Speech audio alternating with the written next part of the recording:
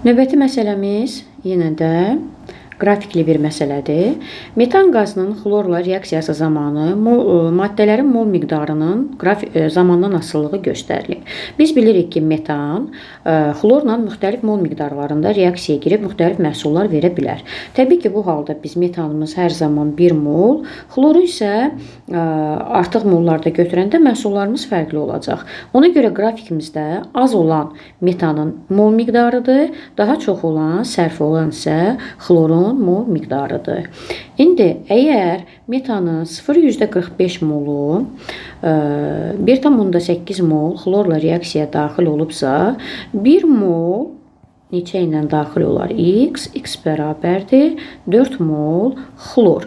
Bu deməkdir ki, metan 4 mol xlorla qarşılıqlı təsirdə olub və bu zaman tetraxlor metan və 4 molda hidrogen xlorid ayrılıb. İndi biz T1 anındakı ayrılan istiliyin miqdarını hesablamalıyıq. Onun üçün də mən ilk öncə bu reaksiyanın istilik effektini hesablamalıyam. Q bərabərdir məhsullarımın əmələ gəlmə istiliklərinin cəmi ilə reaksiyaya girən maddələrin əmələ gəlmə istiliklərinin cəminin fərqinə.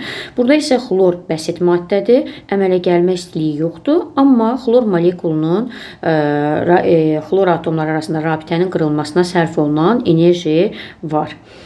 Deməli, məhsullarım C xlor 4. Bir karbon xlor rabitəsinin deməli rabitə enerjisi 328-dir. Burada isə bizdə 4 karbon xlor rabitəsi var. Deməli, 4 vurmaq 328 ilə toplayacağım. 4 vurmaq. Bir hidrogen xlor rabitəsinin enerjisi 431. Artıq 4 molsa 4 vurmaq 431. Buradan isə mən çıxacağım başlanğıc maddələrimi. Karbon hidrogen rabitəsinin birinin enerjisi 414-dür. Burada isə karbon hidrogendən 4 ədəd var. 4 vurmaq 414 və 4 xlor rabitəsini qırıram.